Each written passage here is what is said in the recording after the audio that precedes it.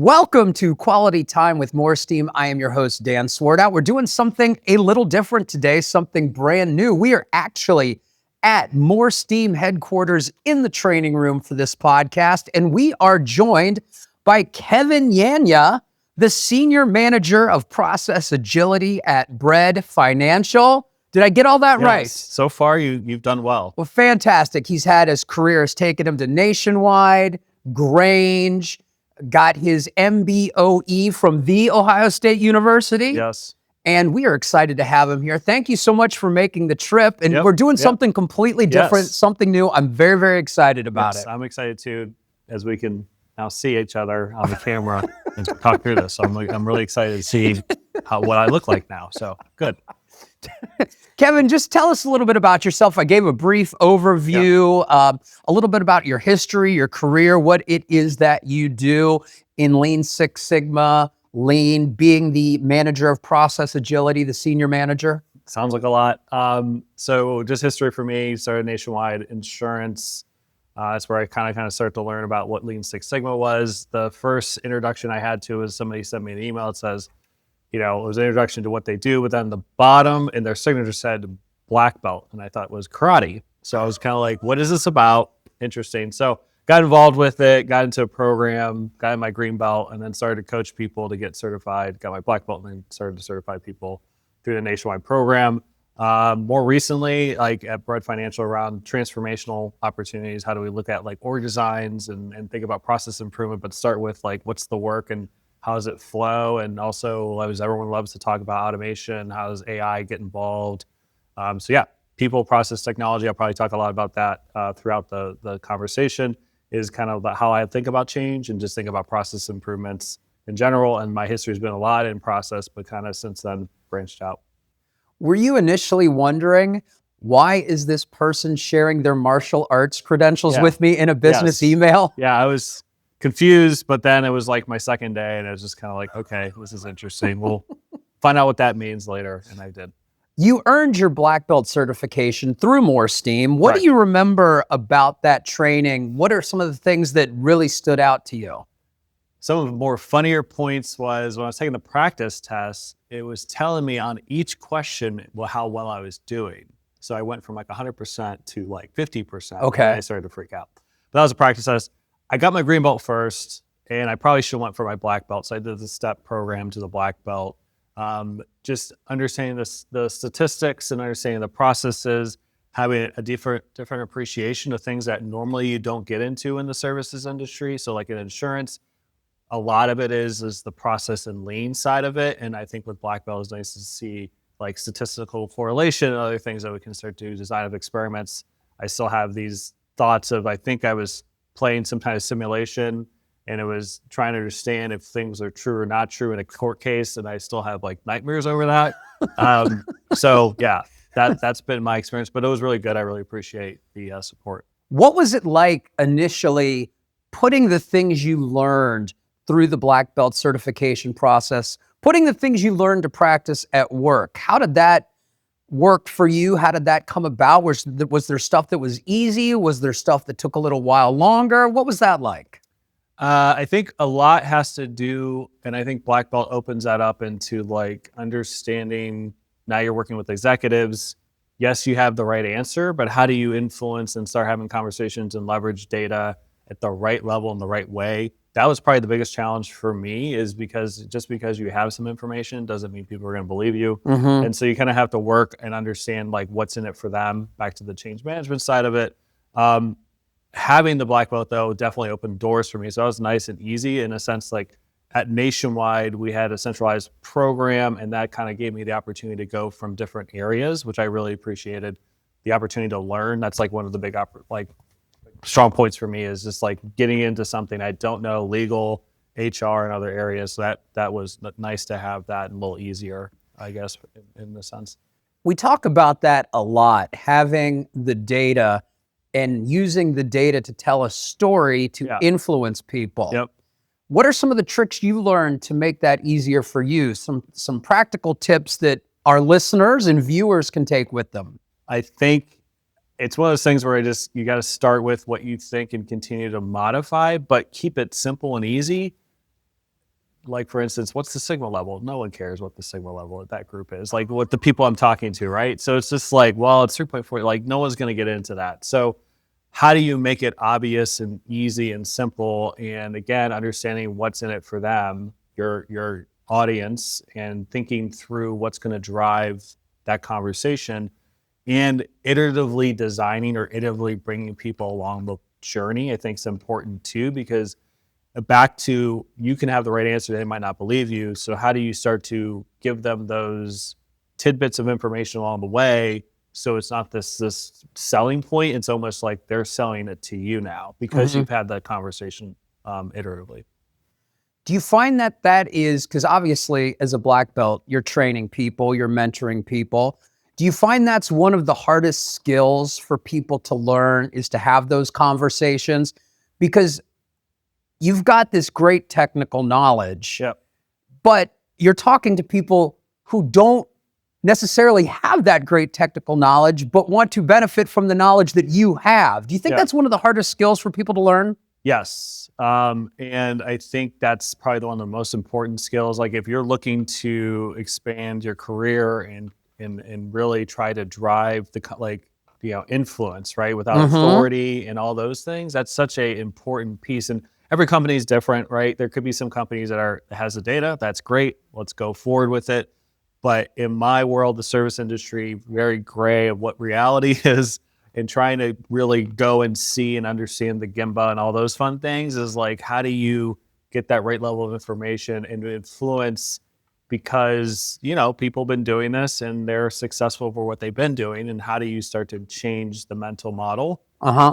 And in some ways, there's a better answer, but getting a somewhat like iterative answer, a step in the right direction to build that journey with that person. Sometimes failing and know you're going to fail with that person is better than trying to get all the answers right up ahead. So it's just this people dynamic side of it, which is, a big piece of all this. For those of you wondering about that jump cut, I just went to make sure that we were still recording. Kevin, this is our third attempt to record this podcast. Yes. So I didn't want to let this moment pass because I couldn't ask you a fourth time. Yeah, I felt like 3 is just about the limit. I got free water though, so that's nice. Appreciate it. No problem. I just wanted to make sure. So I was just checking the technical stuff, and that was the reason for that jump cut. Now, Kevin, you were talking about it, going to the Gemba, the work you do. Describe what a typical week actually looks like for you now as senior manager of process agility. What does the day-to-day work involve? Well, we have a Greenbelt program partnering with you guys. We're actually going to kick one off next week. So coaching individuals across the bread enterprise on their projects, understanding what they're working on, going through kind of the dynamic cycle with that, going with them to see how things are happening. We're very work from home, right? So there's not like the factory floor or just like being able to go and see as much as we like to. So trying to work through that. I'm also involved in our automation elements. So trying to understand like what are the new tools that we have out there? What does agentic commerce look like for us? So that's a new kind of project. So it's nice to know process improvements and really optimizing current state things, but you got to really appreciate what else is out there from a new tooling, a new way of doing things. I think they're all improvements, but if I can think about things differently with a new capability, that might change our whole processes in a way, right? So I think that strategy is important. So that's why I like to connect out on things like business development, which has, generally speaking, nothing to do with process improvement, but it's really interesting to know kind of what are we looking to do, develop, and how do we start to think about processes to support those things in the future. You mentioned coaching, and one of the things that I think is interesting about coaching is that when you're coaching new lean practitioners, you probably have people coming to you with different states of excitement or enthusiasm. People who are like, oh, I can't wait to learn this. And maybe people are like, I can't believe they're making me do this. How do you approach that with those different states of enthusiasm or excitement? It's like a skill and will thing. People like, where are they in that kind of matrix? And ultimately, I always start with like, what's in it for you? Like, again, like understanding why did you take this? we have a greenbelt program. We be very honest around the amount of time it takes. We even have them talk to previous greenbelt, people who've gone through certifications, so they understand what it is. But ultimately, like, what do you want to get out of this? And what is your goal? I think that's important to know.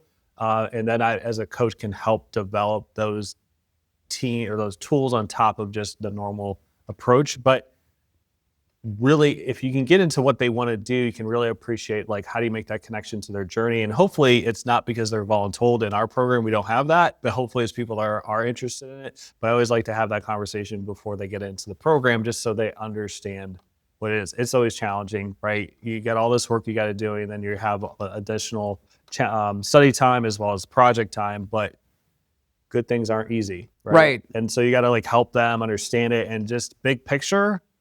You might not get this time. I probably still don't get things the first time still. But, like, trust me, let's continue on and continue to learn along the way, and you'll get there, because sometimes you don't get it the first time. It's okay. When you're going into a project for the first time, what is the first thing you try to understand before you do anything else? What's important to you to know first? I think stakeholder alignment, understanding what does success look like, describe it to me sometimes, and then I can think about metrics and all that other fun stuff. But stakeholder alignment is important, and then to me, as important is going and seeing and talking to the individuals that do the work and getting their perspective. So I think multiple lenses. You have your data, you have your voice of associate, but stakeholder to say, what does success look like? There's definitely a lot of stakeholder alignment and making sure we're all on the same page. But it's also an educational piece. So understanding what the associates are going through and having those discussions and amplifying the problems that they're seeing every day and making sure that that's communicated. So it's important to know that. So you're working on projects.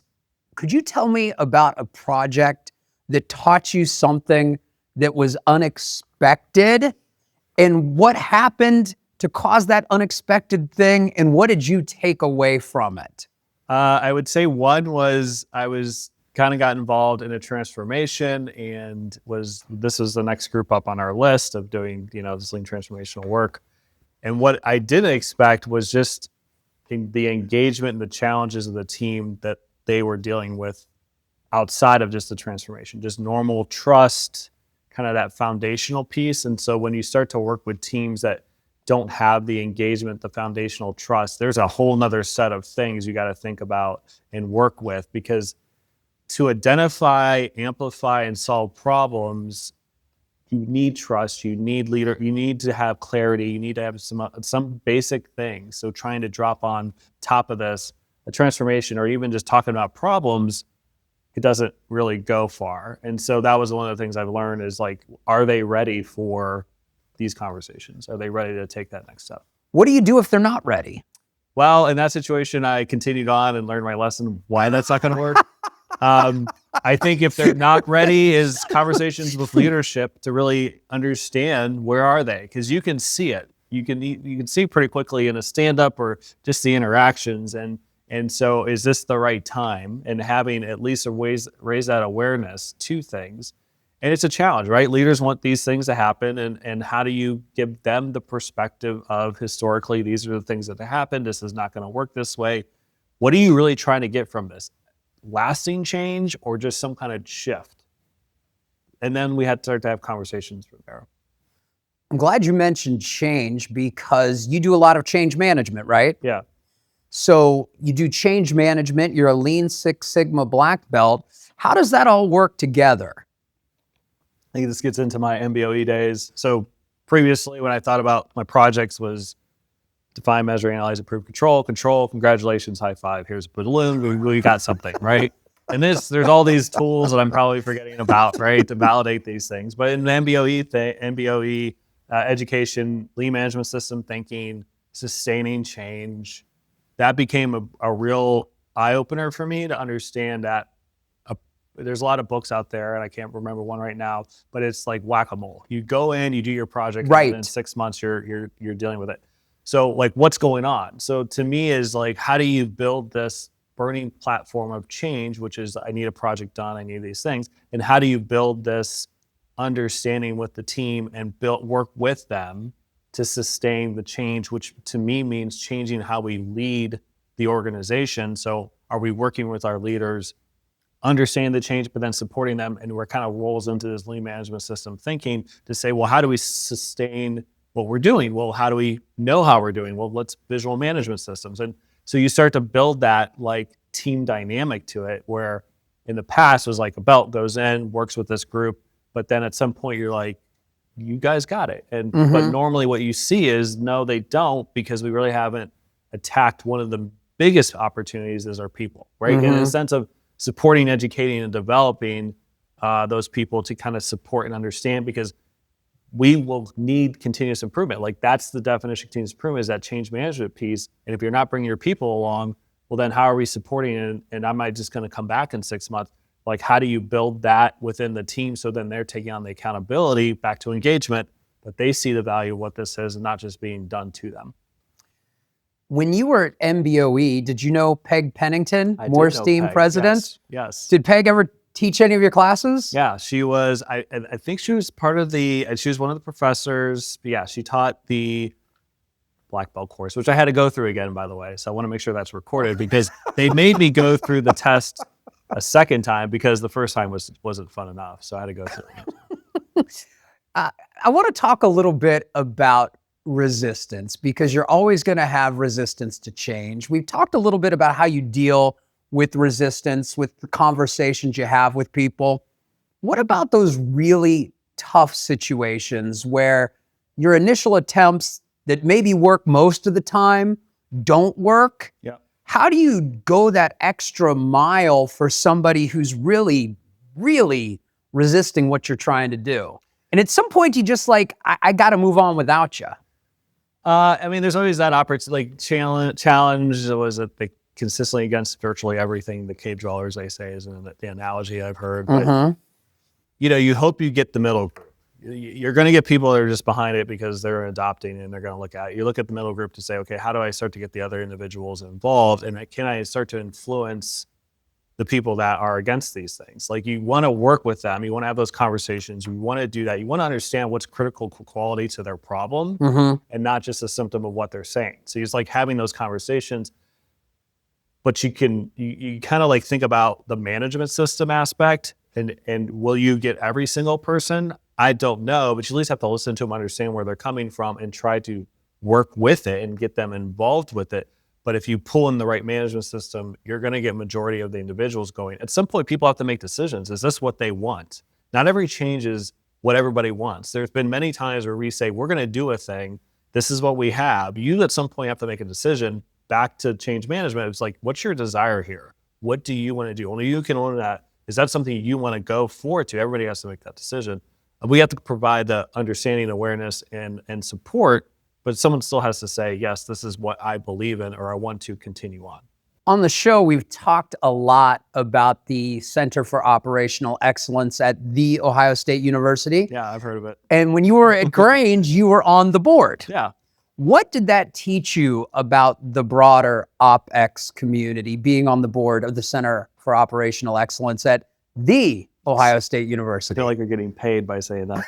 I just love to say the. I would say, we're all dealing with similar problems, no matter the maturity that you're at. There's some people you look at, like, Cardinal Health at that time, or other groups, you're like, oh my gosh. But then when you go in there, the same challenges that we're dealing with. Maybe they've been on the journey a little longer, so they have more people to be educated and understanding what it is. But it's just good to have that perspective of things and talking through it and be able to share. But that's probably the biggest thing, is like, we're all dealing with similar challenges, right? And here's what's tried, this is what's tried, and this is what I tried. So having that ability to kind of talk to, and then them bringing in speakers and talking about like the latest thinking of, was nice as well. What you said leads really well into my next question. Ooh, good. Because you're talking about talking with leaders across various industries, various organizations, what the common challenges are. So what are the common mistakes that you see from organizations that are trying to implement a culture of continuous improvement, operational excellence? Yeah, I think it's the definition of success for operational excellence for some organizations can be focused on driving out cost And I call that more of a transformational approach, transformation office. But when we think about operational excellence, it is a culture change. And so I think sometimes we get so into the project-based elements of it, which is from a maturity standpoint makes sense because we should apply. Like that's where it gets leadership understanding. Oh, look at the success we can do. But then again, if that's what you want to do is when you think about operational excellence, then the next point is like, how does it happen every day? And how do you start to build that competency within the enterprise to enable our organization to to happen every day? So you're not just the bottleneck of improvement, you're kind of building out now capabilities and others starting to take on the little rocks is an analogy I like to use is like they see it every day. Well, why can't they deal with it? And it doesn't have to be escalated up. So that challenge is, are you willing to go? Because that's where it gets real interesting from here I have a problem, let's apply the project, the belts. The next phase to me is how do you start to build this management system thinking within those projects? But even better is like operational excellence becomes this way of doing it. And that's a top-down focus and however you define it. GM took what Toyota did, and there's studies that said they kind of crashed on themselves. So they just replicated what the Toyota production system was. Like you have to think about what is operational excellence for your organization, but then know that true north statement, the aspirational statement, well, what does it mean to get there? Because a lot of groups, I think, stop at that opportunity from a belt perspective and kind of run it that way. But again, if I think about operational excellence, that is an ongoing just thing that goes across the company, and it takes a lot. If you're wondering why Kevin is so good in this format, and you've been a fantastic guest, thank you. Thanks.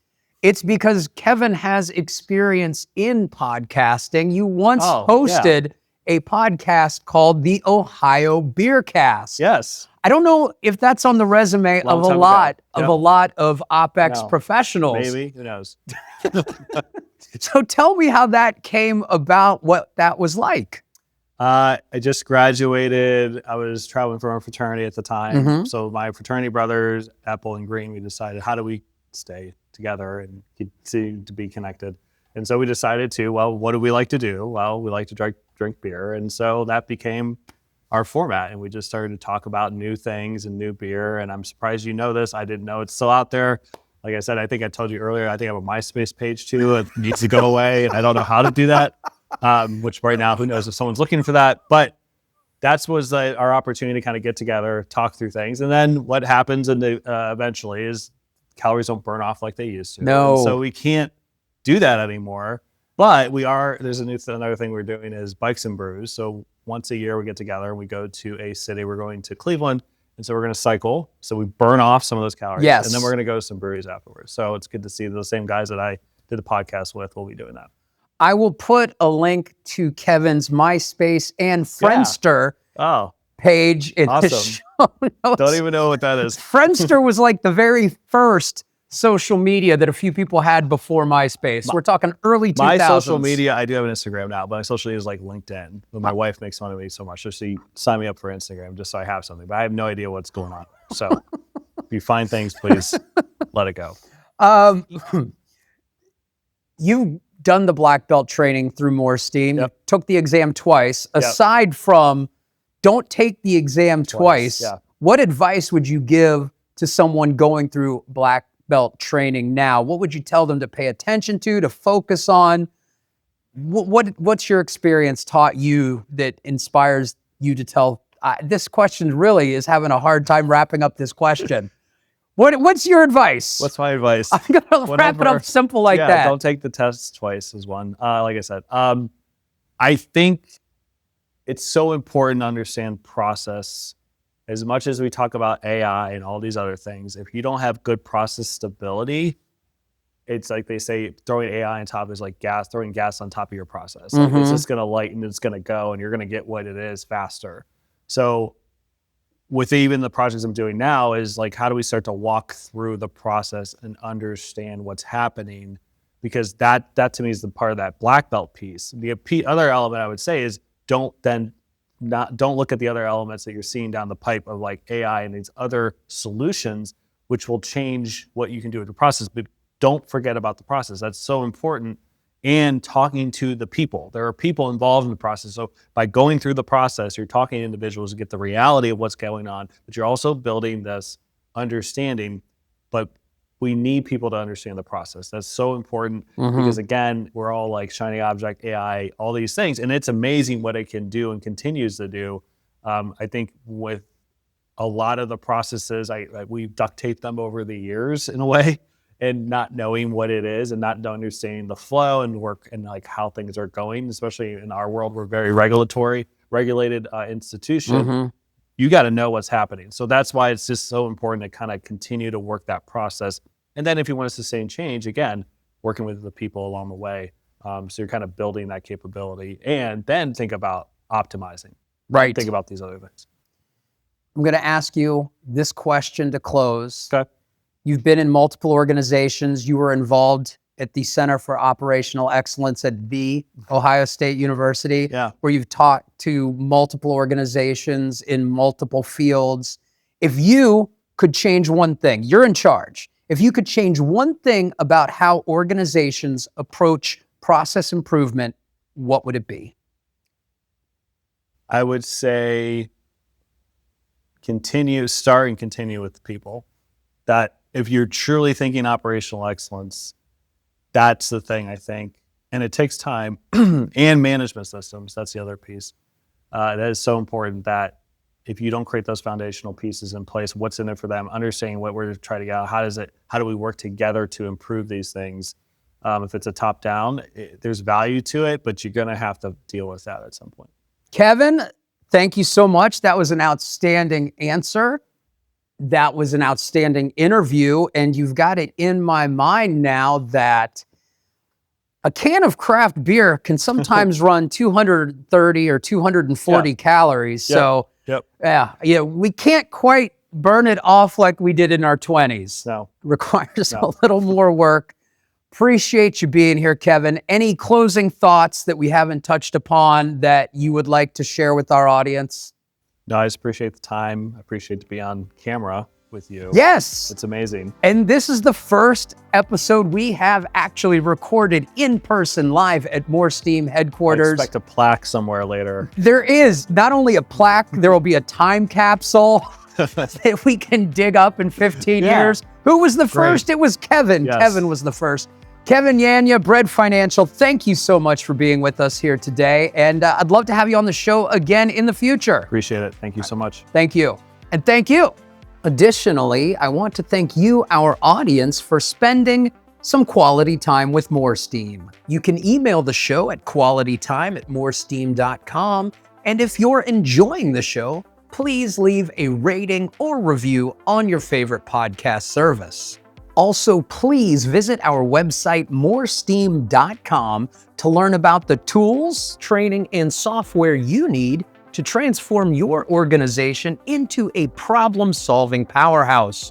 Join the ranks of Fortune 500 companies that trust MoreSteam for their enterprise process improvement. We'll be back in 2 weeks with another episode of Quality Time with MoreSteam. Thanks again.